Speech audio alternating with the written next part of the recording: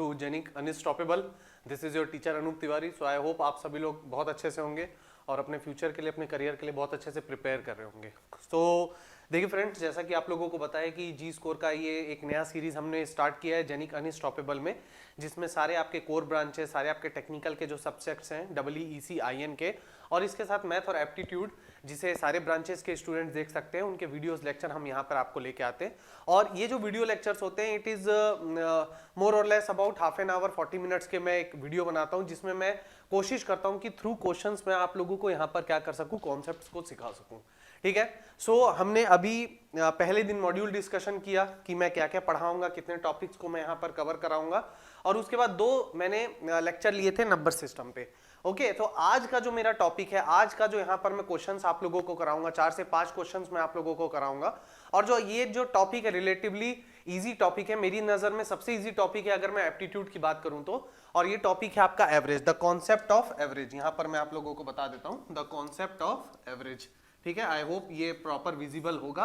अगर विजिबिलिटी का कोई इशू होता है तो आप मुझे कमेंट सेक्शन में लिख सकते हैं, क्योंकि क्या है कि ये वीडियो रिकॉर्डेड फॉर्म में होता है, प्रीमियर किया जाता है, तो वहां पर मैं आपके कमेंट सेक्शन पढ़ता नहीं हूं। तो आप अगर इसको वीडियो देखने के बाद आप इसको जो नीचे कमेंट है उसमें आप लिख दीजिएगा, तो उसको मैं बाद में पढ़ के मैं आपको बता दूंगा। सो यहाँ पर आज हम लोग क्या करने वाले हैं, एवरेज से रिलेटेड क्वेश्चंस करने वाले हैं। देखिए, अगर मैं सिर्फ कॉन्सेप्ट की बात करूं तो बहुत सारे कॉन्सेप्ट है। अगर अब मैं कोचिंग लेवल पे बात करूं, अगर मैं एज अ टीचर बात करूं, तो मैं आपको ल्योर करने के लिए, आपको ललचाने के लिए बोल सकता हूं कि इतने सारे फॉर्मूलाज है, इतने सारे ट्रिक्स है, आप याद कर सकते हैं। बट अगर मैं ईमानदारी से कहूं तो एक ही कॉन्सेप्ट मोर देन सफिशिएंट है एवरेज के कॉन्सेप्ट को समझने के लिए, और वो ये है कि अगर मैं लिखता हूं कि यार एवरेज क्या होता है, what is the meaning of average, तो एवरेज होता है सम ऑफ ऑब्जर्वेशंस, ठीक है, सम ऑफ ऑब्जर्वेशंस, ठीक है, divided by the number of observation, number of observation, number of observation. एकदम मैं इजी लैंग्वेज में आपको समझाने की कोशिश करता हूं। देखिए, आपको बस अभी इतना ध्यान रखना है, इसको मैं अगर पूरे बेसिक से समझाऊंगा तो वीडियो लेक्चर बहुत लंबा हो जाएगा। आपको बस अभी ये रिलेशन पता रहना चाहिए। अगर आपको ये रिलेशन पता है ना, तो आप एवरेज का कोई भी क्वेश्चन सॉल्व कर सकते हैं। लिटरली आप सिर्फ इस रिलेशन से कोई भी क्वेश्चन को सॉल्व कर सकते हैं। एक्चुअली एवरेज में क्या होता है, एवरेज, और यहां पर अगर मैं इसको मीन भी लिख सकता हूं, ये होता है सम ऑफ ऑब्जर्वेशन, जिसको हम SN करके डिनोट कर सकते हैं, जहां पे जो ये N होता है वो होता है नंबर ऑफ ऑब्जर्वेशन। तो अगर मैं टोटल सम ऑफ ऑब्जर्वेशन निकालना चाहता हूं तो मैं यहां से क्या लिख सकता हूं, मैं लिख सकता हूं N into average. N into average को मैं क्या कर सकता हूं, लिख सकता हूं। अगर मैं सिर्फ इतना कॉन्सेप्ट ध्यान में रखूं तो मैं क्वेश्चंस को बना सकता हूं, और क्वेश्चंस के थ्रू हम ये भी समझ लेंगे कि कितने डिफरेंट टाइप्स के क्वेश्चन आपसे पूछे जाते हैं, कैसे आप उसमें दिमाग लगा सकते हैं, क्या आपका अप्रोच होना चाहिए उस क्वेश्चन को सॉल्व करने के लिए। तो चलिए यहां पर मैं क्वेश्चंस को लेके आता हूं। तो जो पहला क्वेश्चन है, देखिए, GATE 2013 mechanical, electrical and instrumentation का ये सवाल था, 2013, यानी कि काफी पुराना ये क्वेश्चन है। और जहां तक मैं आप लोगों को एकदम एग्जैक्टली बताऊं, गेट 2010 से आपके एप्टीट्यूड आपका पूछा जाता है, और जैसे जो टॉपिक्स है आपके एवरेज हो गया, वर्क एंड टाइम हो गया, स्पीड, डिस्टेंस एंड टाइम हो गया, एलिगेशन हो गया, पार्टनरशिप हो गया, रेशियो प्रोपोर्शन हो गया, कंपाउंड इंटरेस्ट, सिंपल इंटरेस्ट हो गया, ये सब जितने भी आपके टॉपिक्स होते हैं ना, ये आपके कन्वेंशनल टॉपिक्स में आते हैं। ठीक है, ये आपके कन्वेंशनल टॉपिक में आते हैं। और अगर आप राइट अमाउंट ऑफ क्वेश्चंस को प्रैक्टिस करें, ठीक है, डिफरेंट वैरायटीज के क्वेश्चंस को आप प्रैक्टिस करें, तो जहां तक गेट की बात है कि आप बहुत आसानी से गेट के क्वेश्चंस को बना सकते हैं।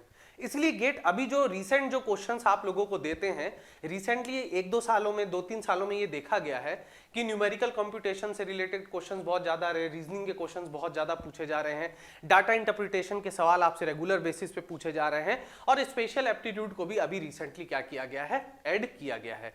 तो यहां पर स्टिल, क्योंकि ये हमारे सिलेबस का हिस्सा है, तो हमें इसके बारे में पता होना चाहिए, और हमें ये भी पता होना चाहिए कि हम क्वेश्चन को कैसे अप्रोच कर सकते हैं। तो यहां पर क्या है फ्रेंड्स, क्वेश्चन लिखा है कि इन द समर ऑफ 2012 इन दिल्ली, ठीक है, दिल्ली, क्योंकि 2013 का सवाल है तो हम समझ सकते हैं कि 2012 से रिलेटेड कुछ सवाल पूछेगा।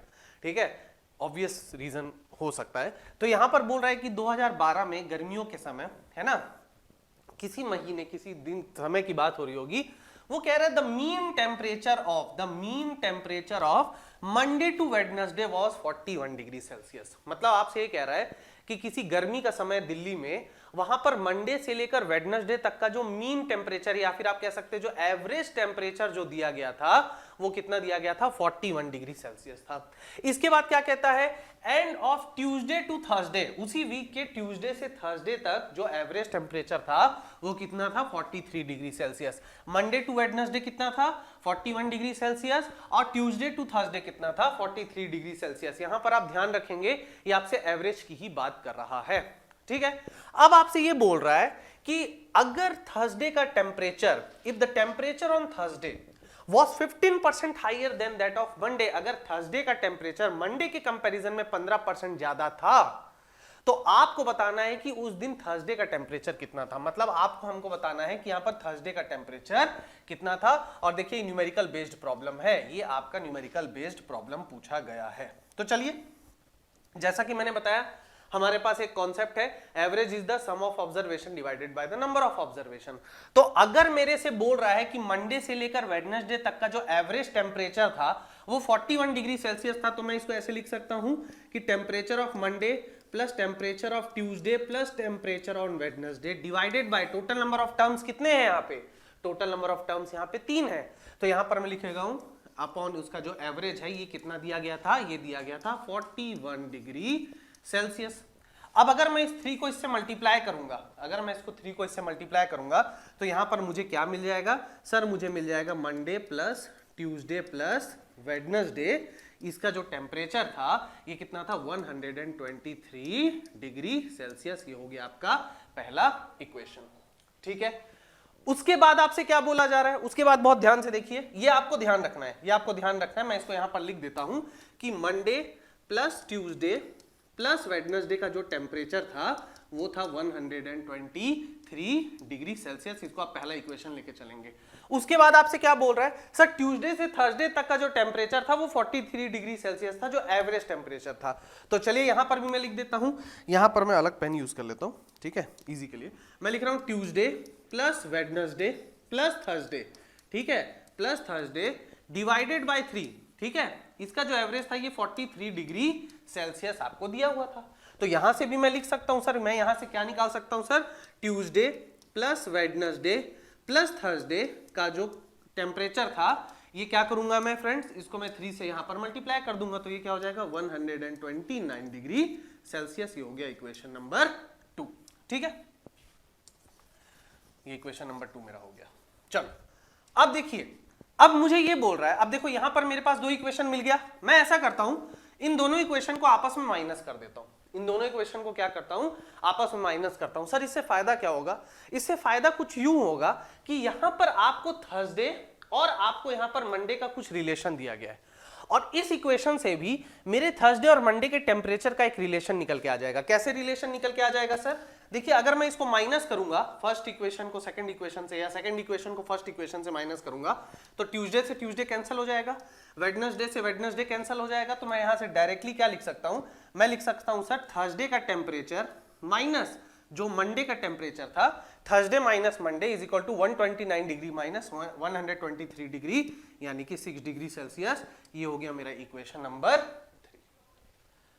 मैंने कुछ नहीं किया, मैंने बस एवरेज का सिंपल सा फॉर्मूला लगाया, total sum of the temperature मैंने निकाल दिया दोनों कंडीशन के लिए। उसके बाद मैंने इन दोनों केसेस को आपस में माइनस किया, तो देखिए मेरे पास एक थर्ड इक्वेशन आ गया। वो इक्वेशन ये था कि थर्सडे का टेम्परेचर और मंडे के टेम्परेचर का जो डिफरेंस था वो 6 डिग्री सेल्सियस था, ठीक है। फिर इसके अलावा मुझे और क्या कहा जा रहा है सर, थर्सडे का जो टेम्परेचर था वो 15% मंडे के टेम्परेचर से ज्यादा था। तो इसका मतलब मैं यहां पर लिख सकता हूं कि Thursdays temperature was 1.15 times of Monday. लिख सकता हूं कि नहीं लिख सकता हूं मैं, इसको मैं लिख सकता हूं। देखिए क्या बोल रहा है, Thursday was 15% higher than Monday, ठीक है। थर्सडे का टेम्परेचर मंडे से 15% ज्यादा था। अब अगर आपको परसेंटेज का बेसिक कॉन्सेप्ट पता है, ठीक है, तो आप डायरेक्टली यहां पर लिख सकते हैं सर 100 प्लस 15/100 ऑफ, ये क्या हो जाएगा, मंडे हो जाएगा। तो यहां से मेरे पास क्या आ जाएगा 1.15 ऑफ मंडे, यानी कि, या फिर आप लिख सकते हैं 115/100। तो इसको मैंने सिंप्लीफाई कर दिया, यहां पर मैंने इन टर्म्स ऑफ डेसिमल ले लिया। अब मैं क्या कर रहा हूं, मैं इस इक्वेशन को यहां पर जो वैल्यू है मैं इसको यहां पर पुट कर देता हूं। तो देखिए यहां पर क्या आएगा, 1.15 temperature of Monday minus temperature of Monday is equal to 6 degree Celsius. अब ये सिंगल इक्वेशन है ना, linear equation, single equation in single variable का सवाल बन गया। यहां से आप इसको आसानी से कैलकुलेट कर सकते हैं। यहां से आ जाएगा sir 0.15 into temperature of Monday is equal to 6 degree Celsius. तो मंडे का जो टेम्परेचर था वो कितना था, 6 divided by 0.15 is equal to 40 degree Celsius. मतलब जो मंडे को टेम्परेचर था, मंडे को जो टेम्परेचर हमको ऑब्टेन होके आया था वो कितना था सर, वो 40 डिग्री सेल्सियस था। तो यहां पर अब आप आंसर 40 मार के मत आ जाना, यहां पर आंसर 40 डिग्री सेल्सियस या 40 मार के मत आ जाना। क्यों? क्योंकि वो आपसे मंडे का टेम्परेचर नहीं पूछा है, वो आपसे किसका टेम्परेचर पूछा है सर, वो आपको थर्सडे का टेम्परेचर पूछा है। तो जो थर्सडे का टेम्परेचर था वो कितना था सर, थर्सडे का टेम्परेचर 1.15 ऑफ मंडे था। तो यहां पर इसकी वैल्यू पुट कर देंगे तो थर्सडे का जो टेम्परेचर था 1.15 टाइम्स ऑफ 40। अगर आप इसको सॉल्व करेंगे तो ये कितना आ जाएगा, 46 डिग्री सेल्सियस। तो जो करेक्ट आंसर होगा आप लोगों का, correct answer is not 40 but the correct answer is 46 degree Celsius. हालांकि डिग्री सेल्सियस लिखने की जरूरत नहीं है, न्यूमेरिकल डिजिट का क्वेश्चन है, तो 46 will be the right answer. ठीक है, काफी अच्छा क्वेश्चन है। ऐसे टेम्परेचर से रिलेटेड, बैट्समैन के एवरेज से रिलेटेड, एज से रिलेटेड ऐसे क्वेश्चंस आपके एवरेज में पूछे जाते हैं। और एवरेज का ही एक एप्लीकेशन पार्ट होता है, एलिगेशन एंड मिक्सचर, उसको हम कल के लेक्चर में करेंगे। ठीक है, तो ये तो हो गया पहला क्वेश्चन। तो काफी अच्छा क्वेश्चन है, ये काफी इंपॉर्टेंट क्वेश्चन है, गेट 2013 में पूछा गया था ये सवाल। ओके, चलो अब यहां पर हम लोग चलते हैं नेक्स्ट क्वेश्चन में। अब यहां पर मैं नेक्स्ट क्वेश्चन में चलता हूं। चलिए नेक्स्ट क्वेश्चन देखते हैं। GATE 2014 conducted by IIT Kharagpur. ठीक है, 2014 आईआईटी खड़गपुर, 2013 आईआईटी बॉम्बे ने किया था। जो ऑर्गेनाइजिंग इंस्टीट्यूट था गेट का, वो 2013 में आईआईटी बॉम्बे था। Now this is IIT Kharagpur. चलिए, चलो क्वेश्चन क्या बोल रहा है sir, what is the average of all multiples of 10 from 2 to 198। हमको एवरेज निकालना है उन सारे नंबर्स का जो कि 2 से लेकर 198 के बीच में लाई करते हैं, और वो सबके सब किसके मल्टीपल हैं सर, 10 के मल्टीपल हैं। तो सबसे पहले तो हमको ये जानना है कि सर 10 का मल्टीपल क्या क्या होता है। तो सर 10 का मल्टीपल 10 भी होता है, 20, 30, 40, 50, ऐसे करते करते कहां तक जाता है, निकाल जाते जाना है। लेकिन मुझे कहां से कहां के बीच चाहिए, 2 से लेकर 198 के बीच चाहिए। तो जो लास्ट मेरा नंबर होगा वो मेरा क्या होगा सर, 190 होगा। ठीक है, अब इस क्वेश्चन को सॉल्व करने के बहुत सारे तरीके हैं, इस क्वेश्चन को सॉल्व करने के बहुत सारे तरीके हैं। हम यहां पर कॉन्सेप्ट ऑफ अरिथमेटिक प्रोग्रेशन लगा सकते हैं, कॉन्सेप्ट ऑफ अरिथमेटिक प्रोग्रेशन लगा सकते हैं, जहां पर ये मेरा पहला टर्म है ए, यहां पर मेरे पास एक कॉमन डिफरेंस है ना, मेरे पास एक लास्ट टर्म है। तो हम लोग यहां पर जो एसएन का फॉर्मूला है, एसएन का फॉर्मूला क्या होता है, n/2 2a plus n-1 into D. ठीक है, ये एक फॉर्मूला हम लोग लगा सकते हैं। या फिर हम एसएन का फॉर्मूला यहां पर क्या लगा सकते हैं सर, n/2, ठीक है, a प्लस एल ऐसे करके लगा सकते हैं।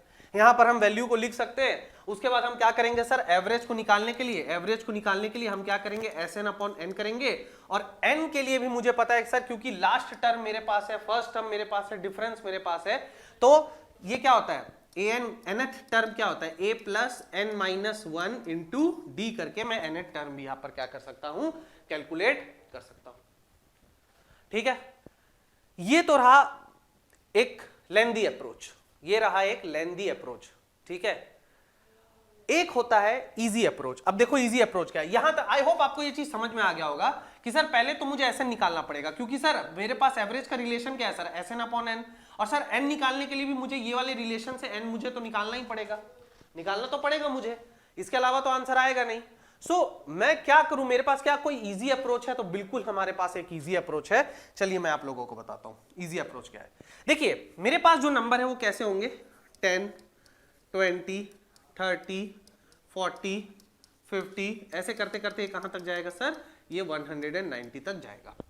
ठीक है, अगर मेरे पास कुछ ऐसे सेट ऑफ एलिमेंट्स हैं, बहुत ध्यान से मेरी बात को सुनेंगे, अगर मेरे पास कुछ ऐसे सेट ऑफ एलिमेंट्स हैं जिनके बीच का जो डिफरेंस है वो कॉमन है, जिनके बीच का जो डिफरेंस है, अब जैसे ये दोनों नंबर देखो, इनके बीच का डिफरेंस कितना है सर, 10 है। सर इनके बीच का डिफरेंस क्या है सर, 10 है। सर इनके बीच का डिफरेंस क्या है सर, 10 है। ऐसे कर करके मैं आगे बढ़ता जा रहा हूं, हर किसी के जो नंबर का जो टर्म्स का जो डिफरेंस है वो क्या है, 10 है। मतलब एक कॉमन डिफरेंस है, एक कॉमन डिफरेंस है यहाँ पे। तो सर अगर मेरे पास इस टाइप का क्वेश्चन है और मेरे पास उसे उसका एवरेज निकालने को पूछा जा रहा है, चाहे मैं इसको असेंडिंग ऑर्डर से अरेंज करूं, चाहे मैं इसको असेंडिंग ऑर्डर से अरेंज करूं या फिर मैं इसको डिसेंडिंग ऑर्डर से अरेंज करूं, डजंट मैटर, इससे कोई फर्क नहीं पड़ेगा। अगर इनके बीच का जो डिफरेंस है वो कॉमन है तो इससे कोई फर्क नहीं पड़ेगा कि मैं इन सेट ऑफ एलिमेंट्स को असेंडिंग ऑर्डर में अरेंज करूं या डिसेंडिंग ऑर्डर में अरेंज करूं। अगर मैं इसका एवरेज निकालना चाहता हूं, अगर मैं इसका एवरेज निकालना चाहता हूं तो इसका जो एवरेज होता है वो होता है first term plus last term divided by 2। ये रिलेशन आप ध्यान रखेंगे, ठीक है, ये रिलेशन आप याद रखेंगे, first term plus last term divided by 2। क्या कहा मैंने सर, अगर मेरे पास ऐसे सेट ऑफ एलिमेंट्स दिए हैं जिनका मुझे एवरेज निकालना है सच दैट ईच एलिमेंट्स के बीच में किसी न किसी टाइप का कॉमन डिफरेंस है, कोई सिंगल कॉमन डिफरेंस है, ठीक है, तो वहां पर मैं जो एवरेज निकालना चाहूंगा वो मैं कैसे निकालना चाहूंगा, सो जो एवरेज होगा first term plus last term divided by 2 हो जाएगा, ठीक है। तो यहां पर अब आप ध्यान से देखिए, फर्स्ट टर्म क्या है सर 10 है और लास्ट टर्म क्या है सर 190, क्योंकि 2 से लेकर 198 के बीच के ही मुझे वैसे नंबर्स लेने हैं जो 10 के मल्टीपल हो। तो जो पहला टर्म होगा वो 10 होगा और जो लास्ट टर्म होगा वो 190 होगा। 200 नहीं ले सकते, क्यों नहीं ले सकते सर 200, क्योंकि वो 198 से बाहर आ जा रहा है, ठीक है। अब इसको मैं क्या करता हूं, डिवाइडेड बाय 2 कर देता हूं, तो देखो इसका आंसर क्या आ जाएगा, 200 divided by 2 is equal to 100। तो जो करेक्ट आंसर होगा यहां पर क्या हो जाएगा, ऑप्शन नंबर बी। और देखिए आप में से जो मैक्सिमम स्टूडेंट है, हमारे जैनिक के जो मैक्सिमम नंबर ऑफ स्टूडेंट्स हैं 90 to 98, 99% स्टूडेंट्स हमारे इन्हीं ब्रांचेस से हैं, ठीक है, electrical, CV, electrical, EC and IN. तो ये यहाँ पर पूछा गया, तो मैं कोशिश कर रहा हूँ कि मैं उन क्वेश्चंस को लाऊं जो आपके में पूछा जा रहा हूँ, ठीक है। चलिए, तो आई होप आपको ये कॉन्सेप्ट समझ में आ गया होगा, ठीक है। चलिए नेक्स्ट क्वेश्चन में हम लोग चलते हैं। काफी अच्छा कॉन्सेप्ट है, ये आप लोगों को पता होना चाहिए, ओके। चलो, बहुत अच्छा क्वेश्चन है ये, बहुत अच्छा क्वेश्चन है। इस क्वेश्चन में एक ही क्वेश्चन के थ्रू मैं आपको 2 कॉन्सेप्ट सिखा दूंगा, बहुत अच्छा चीज है ये। चलिए देखिए, ऐसा ये क्वेश्चन को पढ़ के पहले तो ये देख लेते हैं, गेट 2014 MEEC, ठीक है, इलेक्ट्रॉनिक्स एंड कम्युनिकेशन और मैकेनिकल में ये सवाल पूछा गया था, GATE 2014 conducted by IIT Kharagpur, okay. Question आपसे ये कह रहा है the sum of 8 consecutive odd numbers, ये आपको कई बार देखने को मिलता है, सुनने को मिलता है, consecutive even number, consecutive odd number, sum of consecutive even number, sum of consecutive odd number, इतना एक इवन नंबर, इतना odd number, average of consecutive even number, ऐसे करके आपको बहुत सुनने को मिलता है। तो ये देखो यहां पर लिखा है the sum of 8 consecutive odd numbers is 656, सही है भाई। The average of 4 consecutive even numbers, एक बार आपको लिखा है ऑड नंबर, एक बार आपको इवन नंबर लिखा है, दोनों टाइप के क्वेश्चन में आपको ये पूछ दिया है। पहले तो आपसे ये बोल रहा है कि 8 कंसेक्यूटिव ऑड नंबर का जो सम है सर वो कितना है, सर वो 656 है, और 4 कंसेक्यूटिव इवन नंबर का जो एवरेज है वो आपसे क्या पूछ रहा है, बोल रहा है 87 है। आपका सवाल क्या है, the sum of the smallest odd number and the second largest even number is. हमारे पास ये 2 कंडीशन दी गई हैं, इन 2 कंडीशन के हिसाब से इसका सबसे स्मॉलेस्ट नंबर, इसका सबसे स्मॉलेस्ट नंबर और इसका सेकेंड लार्जेस्ट नंबर, इनका सम कितना होगा, ये आपसे सवाल में पूछा जा रहा है। बहुत इजी सवाल है। चलिए अब मैं इसको समझाता हूं क्यों ये इजी सवाल है, क्यों इसमें बहुत ज्यादा दिमाग लगाने की जरूरत नहीं है। मान लीजिए कि मैं आपसे कहता हूं कंसेक्यूटिव इवन नंबर्स, मान लीजिए मैं आपसे क्या कहता हूं, कंसेक्यूटिव इवन नंबर्स। तो अगर मैं आपसे कंसेक्यूटिव इवन नंबर्स की बात करता हूं तो देखिए कंसेक्यूटिव इवन नंबर्स आप कैसे ले सकते हैं। मान लीजिए कि आपका पहला टर्म x है या n है, जो भी आपको अच्छा लगे। दूसरा टर्म आपका क्या हो जाएगा सर, इवन है, x+2, ठीक है सर, x+4, ठीक है सर, x+6, ठीक है सर, x+8, ऐसे करके आप क्या कर सकते हैं, ले सकते हैं कंसेक्यूटिव इवन नंबर। ये मैं क्या बोल रहा हूं, दीज आर कंसेक्यूटिव, ये इवन नंबर्स हैं, कंसेक्यूटिव इवन नंबर्स, ठीक है। अब अगर मैं आप लोगों से ये बोल रहा हूं कि सर मुझे कंसेक्यूटिव ऑड नंबर्स लेना है, अगर मैं क्या करना चाहता हूं, कंसेक्यूटिव ऑड नंबर्स लेना चाहता हूं, तो मैं कैसे लूंगा सर, मैं कैसे ले सकता हूं, यहां पर मैं इसको लूंगा x, अगला नंबर क्या होगा, आप में से बहुत सारे लोग बोलेंगे sir x+1, x plus 3, x plus 5, बिल्कुल नहीं, इसकी कोई जरूरत नहीं। यहाँ पर भी क्या हो जाएगा x प्लस 2, ये हो जाएगा x प्लस 4, ये हो जाएगा x प्लस 6, यहाँ पे हो जाएगा x plus 8 and so on. और ये मेरे क्या बन गया कंसेक्यूटिव, ये मेरे क्या बन गया कंसेक्यूटिव ऑड नंबर्स, ये मेरा क्या बन गया कंसेक्यूटिव ऑड नंबर। अब आप यहाँ पर कंफ्यूज हो सकते हैं, सर ये कैसे हो गया, दोनों केसेस के लिए कंसेक्यूटिव इवन नंबर्स के लिए या कंसेक्यूटिव ऑड नंबर्स के लिए मेरे नंबर सेम कैसे हो गए? देखिए it depends on the first number. ये किस पे डिपेंड करता है? ये पहले नंबर पे डिपेंड करता है। फॉर एग्जाम्पल अगर आप इसको यहां पर देखें, अगर ये नंबर इवन है, अगर ये नंबर इवन है तो x प्लस 2 भी क्या होगा इवन होगा, x प्लस 4 भी क्या होगा इवन होगा। क्यों सर? इवन प्लस इवन क्या होता है? इवन प्लस इवन सर ये क्या होता है? इवन होता है। ठीक है, अगर मैं ये मान के चलूं कि पहला नंबर मेरा ऑड है, अगर ये नंबर मेरा ऑड है तो ये नंबर भी क्या हो जाएगा सर? ऑड हो जाएगा। ये नंबर भी क्या हो जाएगा सर? ऑड हो जाएगा। ये नंबर भी क्या हो जाएगा? ऑड हो जाएगा। ये नंबर भी क्या हो जाएगा? ऑड हो जाएगा। तो ये जो हम एजम्पशन लेके चलते हैं, ठीक है, concept of even numbers, concept of consecutive odd number, इसमें आपको अलग अलग नंबर रखने की जरूरत नहीं है। इसी को यूज करके आप ये क्वेश्चन बहुत आसानी से बना देंगे। ठीक है, चलो तो क्वेश्चन सॉल्व करके देखते हैं। हमें बस ऐसे ही पैटर्न को यूज करना है। चलो देखते हैं। सर क्वेश्चन में मुझसे कह रहा है कि sum of consecutive 8 odd numbers, 8 consecutive odd numbers है। तो 8 कंसेक्यूटिव ऑड नंबर ले लेते हैं भाई। पहला नंबर है x, तो दूसरा क्या हो जाएगा सर? x plus 2। मैंने कहा है कि आप कंसेक्यूटिव ऑड नंबर लो या इवन नंबर लो, आपका जो पैटर्न है वो ऐसे ही चलेगा। पहला नंबर, दूसरा नंबर, तीसरा नंबर, चौथा नंबर, पांचवा नंबर, x प्लस 10, ये 6th नंबर है। यहाँ के बाद आ जाएगा x प्लस 12, ये 7th नंबर है। और ये क्या हो जाएगा? x प्लस 14, ये 8th नंबर है। इसका सम आपसे कितना कह रहा है? 656। देखो आप चाहो तो नेगेटिव टर्म्स करके भी ले सकते हो, जिससे क्या होगा आपका पॉजिटिव नेगेटिव टर्म कैंसिल हो जाएगा, वो आपके ऊपर है। मैं एकदम सिंप्लीफाई करके इसको आप लोगों को समझाना चाह रहा हूं ताकि किसी टाइप का आपको प्रॉब्लम ना हो। तो अगर मैं इसको सिंप्लीफाई करूंगा तो ये तो x तो यहाँ 8 बार ऐड हो रहा है, तो ये क्या हो गया 8x प्लस, अब इसको ऐड करिए, 4 plus 2 6, 6 plus 6 12, 12 plus 8 20, 20 plus 10 30, 30 plus 12 42, 42 plus 14 is 56। तो ये हो गया 8x प्लस 56, ये कितना हो गया आपका सर? 656। तो यहां से मैं क्या लिख सकता हूं sir? 8x is equal to 656 minus 56, यानी कि ये कितना हो गया सर? ये 600 हो गया। अगर 8x की वैल्यू 600 है, 8x इज इक्वल टू 600 है, तो x की वैल्यू क्या हो गई सर? 600 divided by 8। ठीक है, ये हो गया सर 4 2 जा 8, ये हो गया 15 4 जा 60, ठीक है, ये हो गया 75। तो आपका जो सबसे स्मॉलेस्ट कंसेक्यूटिव, सबसे स्मॉलेस्ट ऑड नंबर है, जो सबसे स्मॉलेस्ट ऑड नंबर है वो कितना है सर? वो है 75। ये मेरा निकल के आ गया। क्यों? क्योंकि x को मैंने सबसे स्मॉलेस्ट नंबर एज्यूम किया था और x की वैल्यू यहां पे आ गई।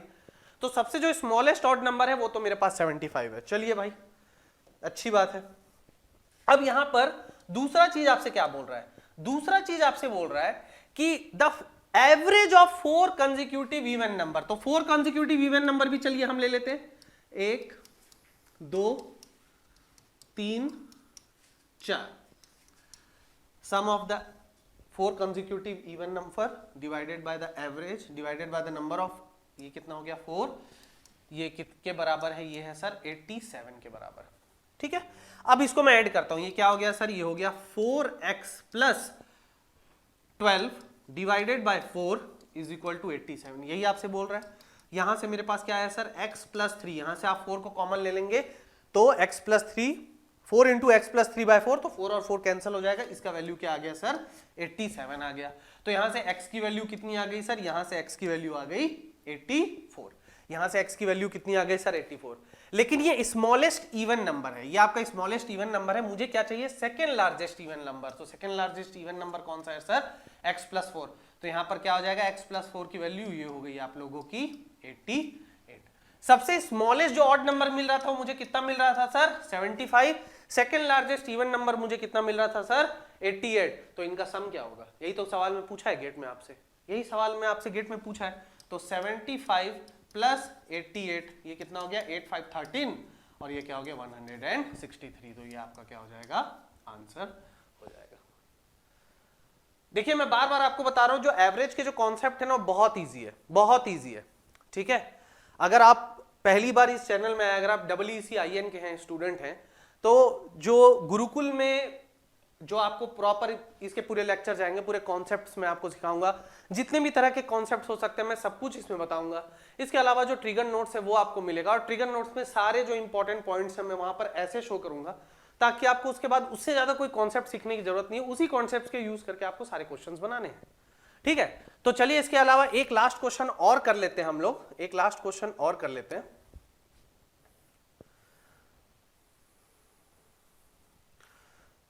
ये तो एज का क्वेश्चन है, एज का क्वेश्चन हम कल कर लेंगे इसके साथ।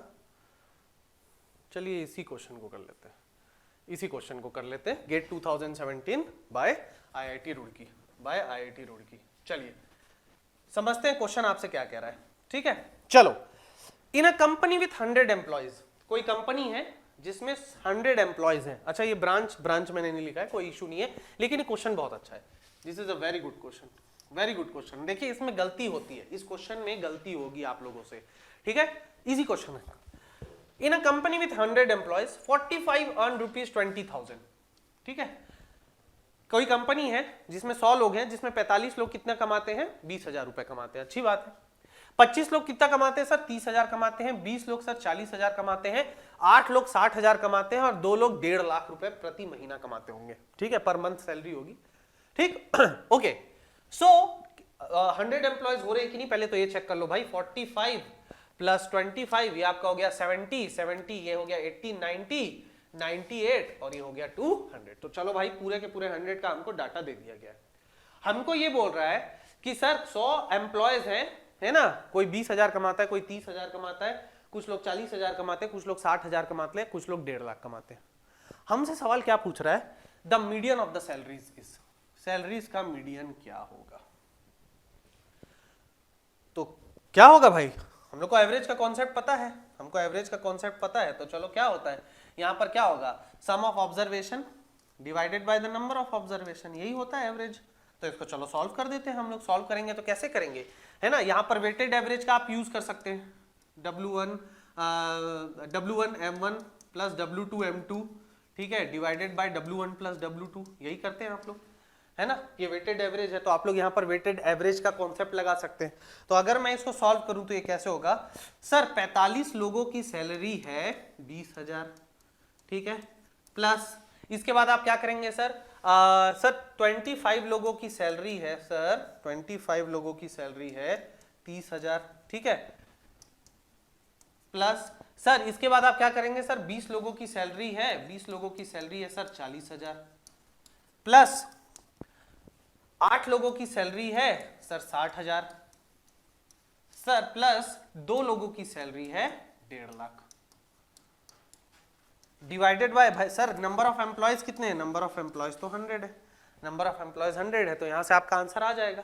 जब आप इसको सॉल्व करेंगे, मेरे पास वैसे कैलसी आज में लाया हूं, लेकिन जब आप इसको सॉल्व करेंगे तो सॉल्व करके मैं बता देता हूं आप लोगों का आंसर क्या आएगा। आप लोगों का आंसर आएगा 32,300, और आप इसको टिक करेंगे, आप खुशी खुशी सोचेंगे कि सर मेरा आंसर बिल्कुल सही आ गया, और आपका आंसर हो जाएगा गलत। This is the wrong approach. देखिए आपसे क्वेश्चन में ना एवरेज नहीं पूछा है, आपसे क्वेश्चन में मीन नहीं पूछा है, आपसे क्वेश्चन में पूछा है मीडियन, आपसे क्वेश्चन में मीडियन पूछा है, ठीक है। चलो अभी इस क्वेश्चन को कैसे सॉल्व करेंगे, बहुत ध्यान से देखिएगा। एम्प्लॉय 1 2 3 4 5 6 7 8 9 10 ऐसे करके जाते जा रहा है 45 तक, ठीक है, 46 47 48 49 50 ऐसे करते करते जा रहा है 70 तक, ठीक।